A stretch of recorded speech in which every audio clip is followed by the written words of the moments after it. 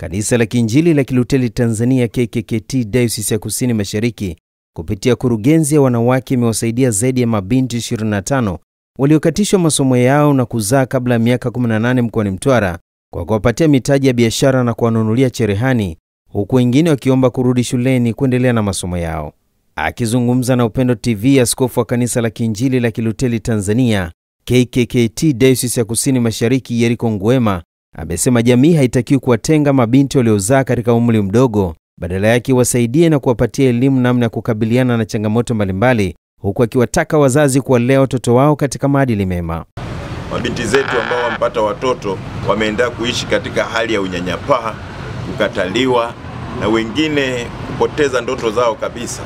Lakini kupitia hilo tunamshukuru Mungu sana, kupitia kurugenzi ya wanawake walitafakari na kuona hakuna njia nyingine zaidi ya kuwaita na kukaa nao na kuwatahadharisha, kuona kwamba ili wasiendelee kupoteza ndoto zao ni vizuri sana ikiwezekana wajilinde na kujitunza, lakini pia kuwapa mtaji ili waanze maisha ya kujitegemea, wapate kitu kitakachowafaa wao pamoja na watoto wao, waendeleza ili waje kuwa baraka kwenye maisha yao. Kwa haya ambayo yamewakuta, wengi wanasema wamepoteza ndoto zao, wameharibu future yao.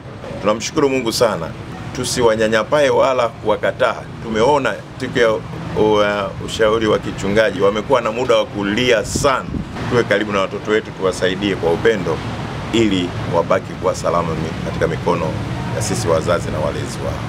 Aidha, mkurugenzi wa wanawake wa Kanisa la Kiinjili la Kiluteli Tanzania KKKT Luhekelo Sanga amesema kupitia elimu ya ujasiriamali, afya ya uzazi waliopewa mabinti hao pamoja na mitaji mbalimbali, wamepewa cherehani zenye thamani ya shilingi milioni 2,560,000 na wengine wakipewa mitaji ya biashara. Kwa hiyo kati ya watoto ambao tumewafundisha, wapo watoto ambao wameamua kuingia kufanya biashara, wapo walioamua kuingia kwenye masuala ya saluni, lakini wapo walioamua kushona nguo, wapo walioamua kuanza kufungua biashara za duka, lakini tunamshukuru Mungu zaidi wapo walioamua kurudi shule. Mabinti zaidi ya 3 wameamua kurudi shule.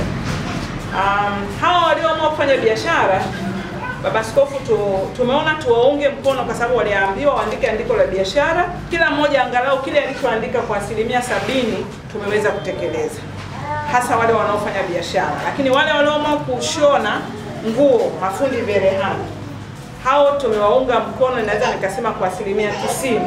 Lakini sambamba na hilo, tunatamani hawa mabinti wawe chachu ya mabadiliko kwa Mtwara.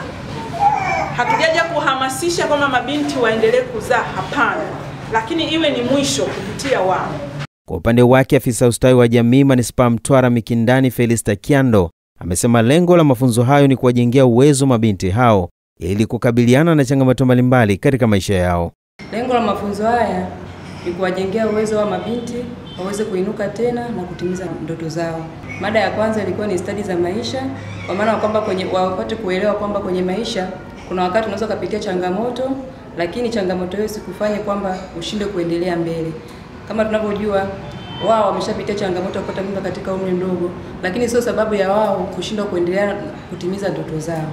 Kwa hiyo lengo la kwenye stadi za maisha ni kuwajenga waweze kujiamini, waweze kujitambua na kusimamia kile ambacho wanaamini wao wanaweza kukifanya katika maisha yao na kupata mafanikio. Moja ya changamoto kubwa ambayo tuko nayo, ambayo inapelekea watoto kupata mimba za utotoni, kutokuwa na uelewa kwenye masuala ya afya ya uzazi. Inafikia hatua wanashauriana mambo ambayo wakati mwingine sivyo yalivyo kwenye elimu ya afya ya uzazi.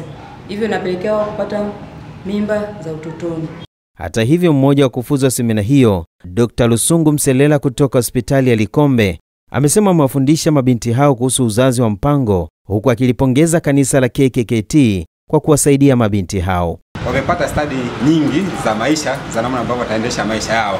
Lakini mimi kama daktari nilikuwa nahusika sana eneo la kuweza kuwafundisha kuhusu uzazi wa mpango, ili ndoto zao na stadi zao za maisha walizojifunza zitimie. Maana tunatarajia sasa waweze kuwa na mpangilio mzuri wa uzazi. Kwa hiyo tumewapa maarifa hayo na wamefundishika vizuri, ili kimsingi waweze kujikimu vizuri kwenye maisha yao kupitia mambo watakao wanayafanya, kama ni biashara, kama ni kufanya kazi labda ufundi cherehani. Kwa ujumla kanisa limefanya jambo kubwa ambalo vijana hawa mwisho wa siku wamefurahi kupata elimu hiyo. Nao baadhi ya mabinti walionufaika na msaada huo, akiwepo Nurat Abdallah na Sabrina Saidi, wamelishukuru kanisa la KKKT kwa kuwapatia msaada huo, huku akiahidi kuzingatia na kufuata maelekezo yote waliofundishwa na wakufunzi wao. Kama jina naitwa Nurat Abdallah, ni mkazi wa Mbae Mashariki. Nilikuwa nasoma shule ya sekondari Mipengo, ila niliacha shule kwa tamaa zangu mwenyewe, ila sasa hivi kwa sababu maisha mtaani ni magumu nimeamua kurudi shule. Wametuambia tuchague kati ya mafunzo cherehani au kurudi shule. Mimi nimeamua kurudi shule. Na washauri mabinti wenzangu wanaosoma wasome kwa bidii, wasiache shule, kwa sababu mimi nilipofikia najuta, natamani kurudi tena shule kusoma kama wao. Kwa majina naitwa Sabrina Saidi, nina miaka 18. Nashukuru Mungu leo nimepewa elimu kuhusu biashara, uzazi wa mpango na mengine. Kwa hiyo nimepewa hela kiasi kwa niaba ya kufanya biashara, ila malengo yangu ni kwenda saluni kusuka. Kwa hiyo nashukuru kanisa limeniwezesha, nimepata kiasi kidogo ambacho kitanisaidia kwenda kujifunza saluni. Wameamua kutusaidia mabinti wote tuliozaa kabla ya ndoa. Na mimi nimeamua kurudi shuleni. Maisha ya mtaani ni magumu. Nipo tayari kwenda kuanza form 1 au form 2 ili niongeze elimu yangu. Mungu abariki sana kanisa la KKKT. Nikiripoti kutoka mkoani Mtwara, mimi ni Christian Ngao wa Upendo TV.